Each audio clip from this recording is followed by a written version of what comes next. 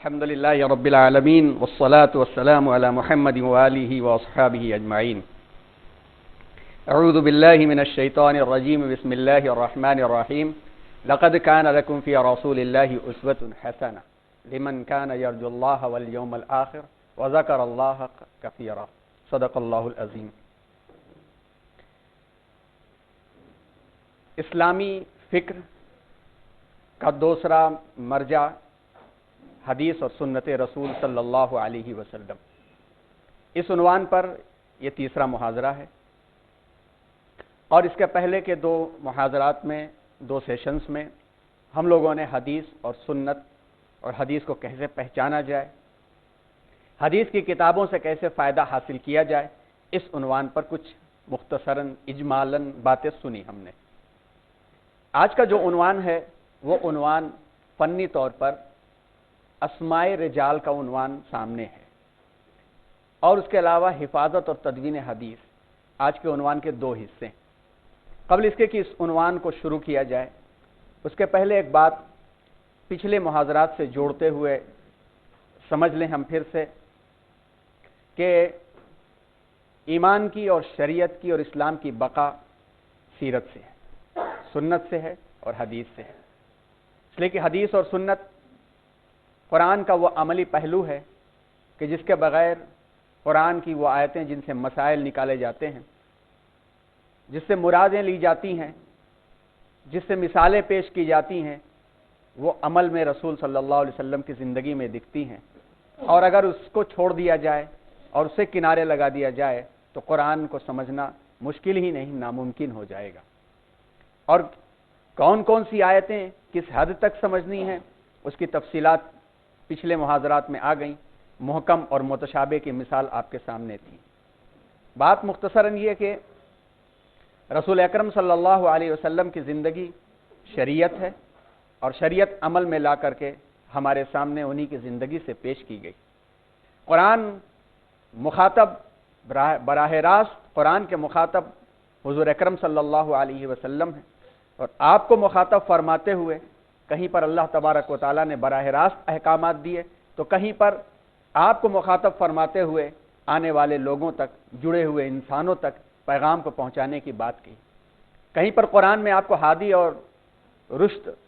ہدایت دینے والے کہا، کہیں پر خوشخبری سنانے والا کہا، اور کہیں پر بیویئر اٹینشن، متنبہ رہو، جاگ جاؤ، جگانے والے بھی کہا گیا، مبشرہ و نذیرہ کہا گیا، داعی کہا گیا.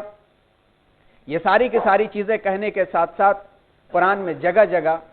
اللہ کے رسول کی اطاعت کو لازم قرار دیا گیا، اور کہیں کہیں یہ مثال بھی دے دی گئی کہ اگر رسول کی بات کو مانا تو پھر اللہ کی بات کو ماننے والے ہو گئے. اللہ سے محبت کرنا چاہتے ہو تو رسول کے نقش قدم پر چلو، اتباع کرو، اور اگر اس سے تم نے اپنے آپ کو ہٹایا اور اپنے آپ کی راہ الگ بنائی تو وہ راہ کوئی اور ہو جائے گی، اللہ کی بندگی والی راہ نہیں بنے گی. اور جس طرح سے اللہ کے رسول صلی اللہ علیہ وسلم کے اعمال اور اقوال کو محفوظ طریقے پر اللہ تعالیٰ نے پہنچایا، وہ بھی قرآن مجید کی آیتیں اس کی وضاحت کرتی ہیں کہ وَرَفَعْنَا لَكَ ذِكْرَكَ. آپ سورہ والضحیٰ پڑھیے، پھر اس کے بعد سے آپ اس کے بعد والی الم نشرح لک صدرک والی سورہ پڑھیے. ان دونوں سورتوں میں آپ کو نظر آ جائے گا کہ اللہ تعالیٰ نے یہ پیغام دے دیا. ایک تو براہ راست ہمت افزائی کی اپنے نبی کی کہ آپ ایسے تھے، یتیمن فآوا، کوئی نہیں تھا لیکن اللہ نے کیسے آپ کے ارد گرد لوگوں کو جمع فرما دیا. پھر یہ بھی فرما دیا کہ آپ کی بات کو، آپ کے ذکر کو ہم نے بلند کر دیا. تو اس کے ساتھ ساتھ یہ بھی پیغام رہتی دنیا تک تمام انسانوں کے لیے اللہ تعالیٰ نے یہ دلوا دیا کہ جس نبی کا پیغام عام ہو رہا ہے اور جس نبی کے پیغام کو ہمیں سمجھنا اور جاننا ہے وہ کوئی کلچرل طریقے پر بہت ہی رچ فیملی سے یا حکومت والی فیملی سے نہیں تھے، یہاں تک کہ دنیاوی اعتبار سے لکھنا پڑھنا بھی نہ سکھا کر کے اللہ تعالیٰ نے وہ قیادت دی جس قیادت کو عملی طور پر جو پیش کیا گیا قرآن مجید کی اوراق میں اور قرآن مجید میں ہمیں نظر آتا ہے. دور حاضر کی جو دشواریاں، جو پریشانیاں جس کا تذکرہ پہلے بھی آ گیا اور پھر سے ہم اسے دوہرا دینا مناسب سمجھتے ہیں کہ دور حاضر میں ہمارے درمیان میں بھی بہت سارے ایسے طبقات ہیں جو تعلیمی اعتبار سے انٹلیکچوئل ہیں، پڑھے لکھے ہیں، لکھنا پڑھنا جانتے ہیں. ممکن ہے کہ اپنے معاملات میں، اپنی باتوں میں مخلص بھی ہوں گے، قرآن کو سمجھنے کے لیے، شریعت پر عمل کرنے کے لیے حدیث کے الفاظ کو لے کر کے بعض جگہ وہ ٹھوکر کھا جاتے ہیں، غلط فہمی کا شکار ہو جاتے ہیں کہ قرآن کو سمجھنے کے لیے اللہ نے تو کہا ہے کہ وَلَقَدْ يَسَّرْنَا الْقُرْآنَ لِلذِّكْرِ فَهَلْ مِن مُدَّكِرٍ، آسان کر دیا ہے جب قرآن، تو پھر ہمیں حدیث کی ضرورت کیا ہے؟ جب ہمیں قرآن براہ راست ہم سے مخاطب ہو کے ہمیں سمجھا دے رہا ہے تو ہمیں حدیث کی ضرورت کیا ہے؟ اور اس کو بہت ہی نرم انداز سے اور بہت ہی پیارے انداز سے بھی بات کہیں کہیں حضرات پیش کرتے ہیں کہ قرآن کو سمجھنے کے لیے سب سے پہلا ریسورس اور مرجع تو خود قرآن ہے۔ قرآن کی ایک آیت دوسری آیت کی وضاحت کرتی ہے، یفسر بعضها بعض، کہ بعض آیتیں بعض کی وضاحت کرتی، تو جب ہمیں وہ تشریح وہیں سے سمجھ میں آ جا رہی ہے تو پھر ہمیں کہیں اور جانے کی ضرورت کیا ہے؟ جب وہاں نہیں سمجھ میں آئے گا تو پھر حدیث پر ہم جائیں گے۔ یہ بات بالکل برحق ہے، بالکل ٹھیک ہے، لیکن قرآن مجید کی آیتوں کی وضاحتیں ہمارے سامنے رہے تو قرآن مجید کی آیتیں بھی تو دو قسم کی ہیں، جیسا کہ اس کے پہلے بات آئی کہ وضو کے بارے میں قرآن نے کہا، اور وضو کیسے بنائیں قرآن یہ بات نہیں بتاتا، یہ بات ہمیں حدیث بتاتی ہے کہ وضو کیسے بنائیں، یعنی سنت ہمیں بتاتی ہے کہ وضو کیسے بنائیں، وراثت کیسے تقسیم کریں، معاملات کے لیے فیصلے ہم کیسے کریں، چیزوں کی چھان بین کا معاملہ کرنا ہو تو ہم کیسے کریں۔ ان تمام سوالوں کے جواب جب تک رسول صلی اللہ علیہ وسلم کی زندگی میں ہم نہیں دیکھیں گے ہمیں نہیں مل سکے گا۔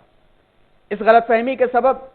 کا اصل مرجع اور مصدر دیکھا جائے تو آپ مطالعہ کریں تو آپ کو پتہ چلے گا کہ مستشرقین، یورپ کے وہ اورینٹلسٹ جنہوں نے اسلامی علوم کا بہت ہی گہرائی کے ساتھ مطالعہ کیا اور بہت ساری ان کی اچھی تحقیقات بھی ہمارے سامنے آئے، بہت اچھے کام بھی انہوں نے کیے اور قرآن و حدیث کی خدمت بھی بہت کی، وہ تین قسم کے تھے۔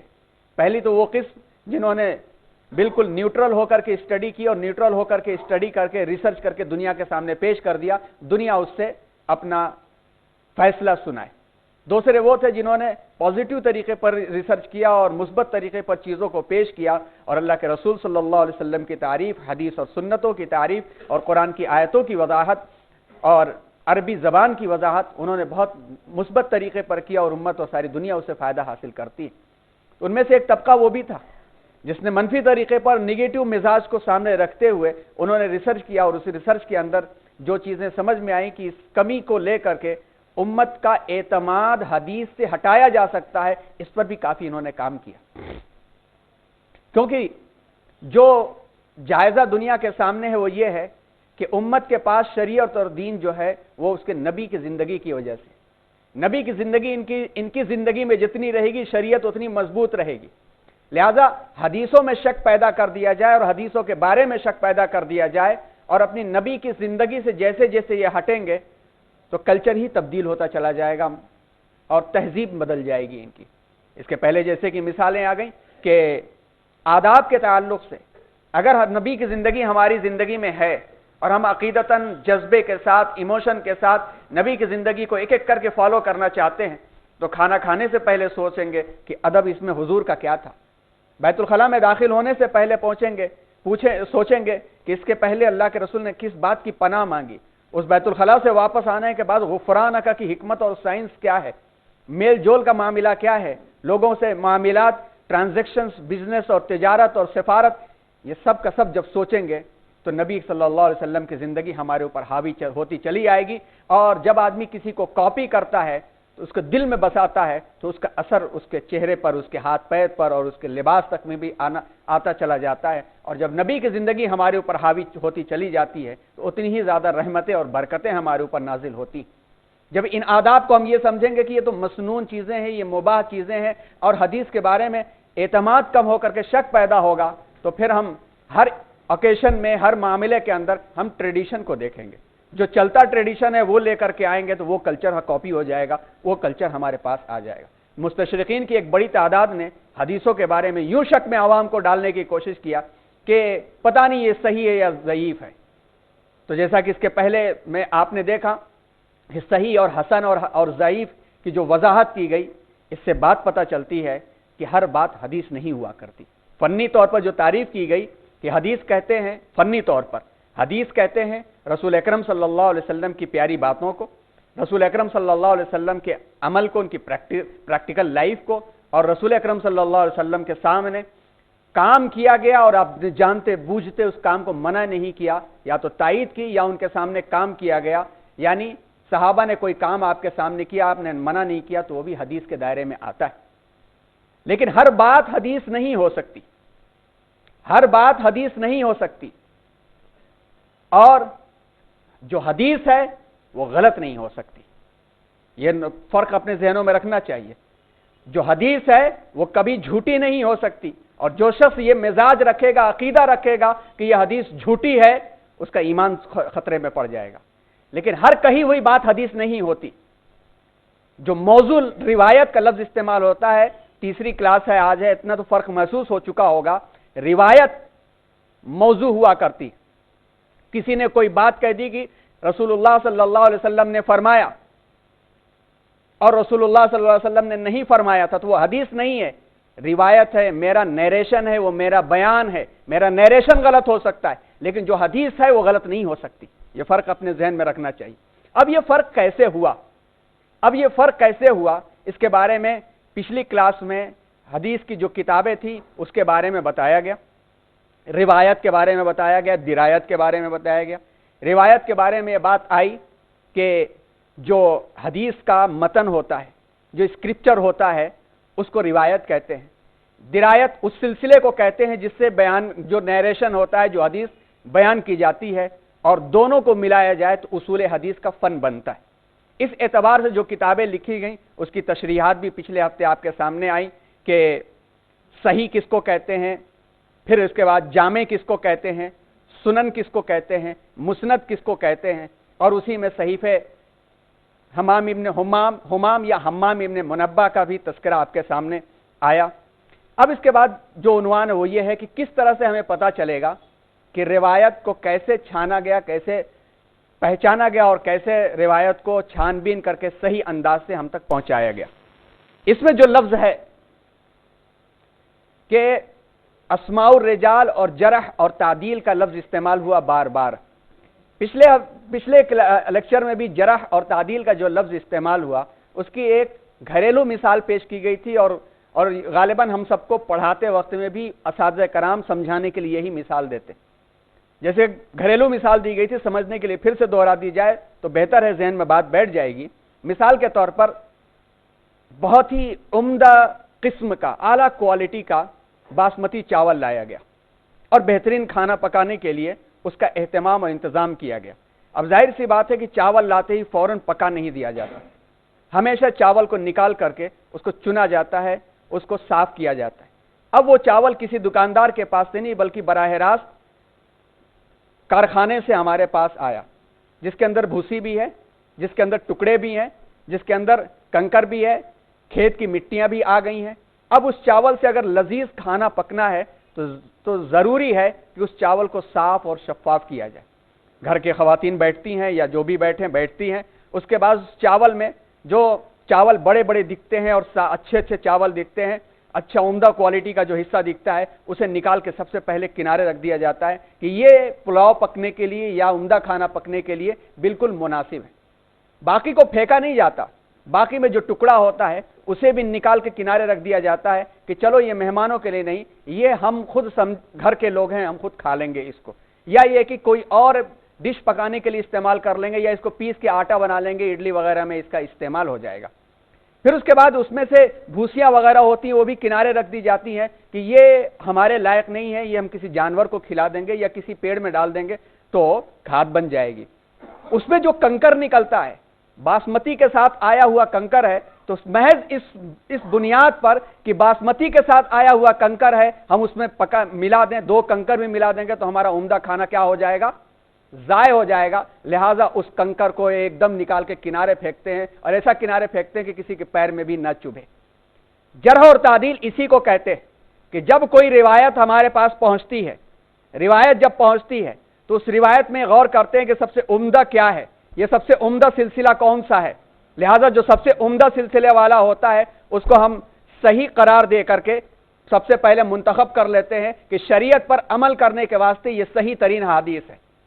उसमें उसके बाद वो रिवायतें लेते हैं जिसमें थोड़ी सी कमी कहीं पाई जाती है, जैसा कि वजाहत हुई कि किसी के कुव्वत हाफिजा में थोड़ी कमी है, सच्चा आदमी है, अच्छा आदमी है, قوت حافظہ میں تھوڑی سی کمی ہے تو اس کو بھی لے لیتے ہیں، مگر سیکنڈری لیول میں رکھتے ہیں کہ چلو اس کو ہم فضائل کے معاملے میں استعمال کر لیں گے، احکام کے معاملے میں نہیں استعمال کریں گے۔ کہاں استعمال کریں گے؟ فضائل کے معاملے میں استعمال کر لیں گے۔ لیکن اس کے اندر، روایتوں کے اندر سلسلے میں پتہ نہیں چل رہا ہے کہ یہ شخص بیچ کا کہاں چلا گیا۔ میں نے کوئی حدیث بیان کی اور میں یہ کہہ دوں کہ میں نے امام الہند مولانا ابوالکلام آزاد علیہ الرحمہ سے یہ بات سنی ہے، تو سوچنے والا کہے گا اس کی عمر کتنی ہے، ابوالکلام آزاد کی وفات کب ہوئی، اس کی پیدائش کب ہوئی؟ تو پتہ چلا کہ سن 80 اور سن 56 کے درمیان کے یہ سلسلہ کہاں گیا؟ نہیں ملے گا تو اس کا مطلب یہ ہے کہ شک آ گیا کہ یہ بات اس نے نہیں سنی ہوگی، جھوٹ بول رہا ہے، لہذا وہ کنکر ہے نکال کے کنارے پھینک دو، ورنہ اس کا ایک حصہ بھی اگر اچھے چاول میں یعنی شریعت کے احکام میں آ گیا تو شک پیدا ہو جائے گا۔ اسی فن کو کیا کہتے ہیں؟ فن جرح و تعدیل کہتے ہیں۔ جرح کا مطلب کریٹیسزم۔ آپ جانتے ہیں کہ ریسرچ کا ایک بہت بڑا حصہ ہے کہ جب تک کریٹیسزم، نقد اور تنقید نہیں ہوتا ہے، ریسرچ کا کام مکمل نہیں ہوتا ہے، اور اس کام کی بنیاد، ٹھوس بنیاد ڈالنے والی امت مسلمہ ہے۔ تعدیل کا مطلب کرٹیسزم کرنے کے بعد، صاف ستھرا کرنے کے بعد اس کو برابر عدل انصاف کے دائرے میں لانا۔ اس کام کو کرنے کے لیے، مائک کی آواز دھیمی ہوئی، اس کام کو کرنے کے لیے جو علم درکار ہوتا ہے وہ علم ہے اسماء الرجال۔ اسمن کہتے ہیں نام کو، رجال کا مطلب لوگ، لوگوں کے نام کا علم۔ امت مسلمہ پہلی امت ایسی ہے جس نے ایک نیا فن ایجاد کیا، لوگوں کے بارے میں معلومات۔ ابھی بات آتی ہے تو لوگوں کے بارے میں جو معلومات ہے کہ یہ شخص کون ہے، کہاں سے آیا ہے، سچ اس نے بولا ہے یا نہیں بولا ہے، اس کے ساتھ جو معاملہ کیا گیا اس کے ساتھ معاملہ کیا ہے، گویا اس کی پوری زندگی کو چھان بین کر کے ایک دائرے میں رکھ دیا جاتا ہے۔ اسی چین کا نام اسماء الرجال ہے۔ اور اصل میں جرح و تعدیل کا پیغام تو قرآن نے دیا ہے، اور امت مسلمہ کو یہ تاکید کر دی ہے کہ امت مسلمہ کا ہر فرد بغیر جرح و تعدیل کے ساتھ اگر کسی معاملے میں عمل کرے گا تو غلطی کا شکار ہو جائے گا۔ جرح و تعدیل کی سب سے بڑی مثال سورہ حجرات کی آیت نمبر 5، جس میں اللہ تبارک و تعالیٰ نے اپنے نبی جناب محمد الرسول اللہ صلی اللہ علیہ وسلم کو بالخصوص اور بالعموم پوری انسانیت کو میسج اور پیغام دیا۔ بسم اللہ الرحمن الرحیم، یا ایھا الذین آمنوا ان جاءکم فاسق بنبأ فتبینوا، اے ایمان والو تمہارے پاس کوئی برے مزاج کا فاسق شخص کوئی خبر لے کر کے آئے تو اس کی چھان بین پہلے کر لو۔